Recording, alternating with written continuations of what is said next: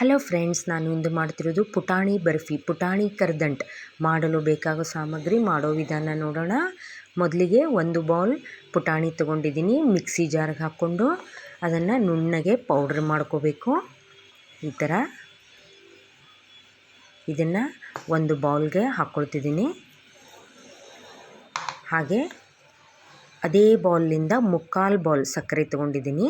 ಸಿಹಿ ಜಾಸ್ತಿ ಬೇಕಂದರೆ ಒಂದು ಬೌಲ್ ಪೂರ್ತಿ ತೊಗೋಬೇಕು. ಇದನ್ನು ಈಗ ಕಡಾಯಿಗೆ ಹಾಕ್ಕೊಳ್ತಿದ್ದೀನಿ. ಸಕ್ಕರೆ ತೊಯ್ಯುವಷ್ಟೇ ನೀರು ಹಾಕ್ಕೊಂಡು ಪಾಕ ಮಾಡಲು ಇಟ್ಕೋಬೇಕು. ಸಕ್ಕರೆ ತೊಯ್ಯುವಷ್ಟೇ ಇದ್ದರೆ ಸರಿಯಾಗಿ ಪಾಕ ಬರುತ್ತೆ. ಈ ಕಡೆ ಮಾಡ್ಕೊಂಡಿರೋ ಪುಟಾಣಿ ಪೌಡರ್ಗೆ ಸ್ವಲ್ಪ ಏಲಕ್ಕಿ ಪುಡಿ ಸೇರಿಸಿದ್ದೀನಿ. ಈಗ ಕುದೀತಾ ಇದೆ. ಸಕ್ಕರೆ ಎಲ್ಲ ಕರಗಿ ಕುದಿ ಬಂದಮೇಲೆ ನೋಡ್ತಾ ಇರಬೇಕು. ಒಂದೆಳೆ ಪಾಕ ಬಂದರೆ ಸಾಕು. ಬಂದಾಗಿದೆ ಒಂದೆಳೆ ಪಾಕ. ಸ್ವಲ್ಪ ಮುಂದೆ ಜಾಸ್ತಿ ಆದ್ರೂ ಗಟ್ಟಿಯಾಗಿಬಿಡ್ತವೆ. ಹಾಗೆ ಒಂದೆಳೆ ಪಾಕನೇ ಸರಿಯಾಗಿರುತ್ತೆ. ಈಗ ಸ್ವಲ್ಪನೇ ಮಾಡ್ಕೊಂಡಿರುವಂಥ ಪುಟಾಣಿ ಪೌಡ್ರ್ ಹಾಕಿ ಕೈ ಬಿಡ್ದ ಹಾಗೆ, ಗಂಟಾಗ್ದಾಗೆ ಕೈ ಆಡಿಸ್ತಾ ಇರಬೇಕು. ಉರಿ ಸಿಮ್ನಲ್ಲೇ ಇರಬೇಕು.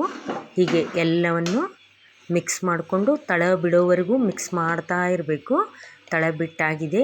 ಇಲ್ಲಿ ಮೊದಲೇ ಒಂದು ತಟ್ಟೆಗೆ ತುಪ್ಪ ಸವರಿ ಇಟ್ಕೊಂಡಿದ್ದೆ. ಈಗ ಆ ಮಿಶ್ರಣವನ್ನು ಇದಕ್ಕೆ ಹಾಕ್ಕೊಳ್ತಿದ್ದೀನಿ. ಬಿಸಿ ಇರುವಾಗಲೇ ಸರಿಯಾಗಿ ತಟ್ಟಿ ನಾವು ಶೇಪ್ ಮಾಡ್ಕೋಬೇಕು. ಈಗ ಇದಕ್ಕೆ ಸ್ವಲ್ಪ ಗಸಗಸೆ ಹಾಗೂ ಒಣ ಕೊಬ್ಬರಿ ಪುಡಿ ಹಾಕ್ಕೊಳ್ತಿದ್ದೀನಿ.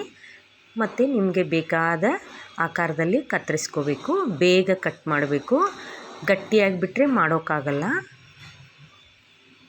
ಈಗ ಪುಟಾಣಿ ಬರ್ಫಿ ಕರ್ದಂಟು ರೆಡಿಯಾಗಿದೆ. ನೋಡಿ ಎಷ್ಟು ಚೆನ್ನಾಗಿ ಬಂದಿದೆ. ತಿನ್ನಲು ಕೂಡ ತುಂಬ ಟೇಸ್ಟಿಯಾಗಿರುತ್ತೆ. ಹಾಗೂ ಅಗದಿ ಕಡಿಮೆ ಸಾಮಗ್ರಿಗಳಿಂದ ಬೇಗ ಮಾಡ್ಕೋಬೋದು. ಈ ಪುಟಾಣಿ ಬರ್ಫಿ, ಪುಟಾಣಿ ಕರ್ದಂಟು ರೆಸಿಪಿ ತಮಗೆ ಇಷ್ಟ ಆದಲ್ಲಿ ಲೈಕ್ ಮಾಡಿ, ಶೇರ್ ಮಾಡಿ, ಕಮೆಂಟ್ ಮಾಡಿ. Thank you.